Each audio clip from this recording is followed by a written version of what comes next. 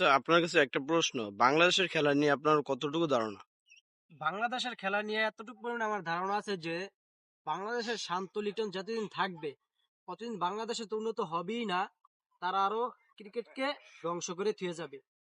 তো শান্ত লিটন যেই খেলা খেলে না, ওই খেলা আরো 10 বছর আগে আমরা খেলে থুয়েছি।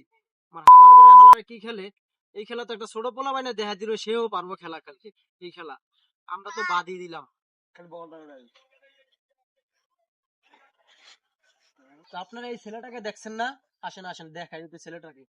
তো আমরা আজকে যে কথাটি বলতে যাচ্ছি সেটা হচ্ছে, এই যে ছেলেটাকে দেখছেন না, এই ছেলেটার ভিতরে কিন্তু একটা ইমোশন আছে ক্রিকেট খেলার জন্য।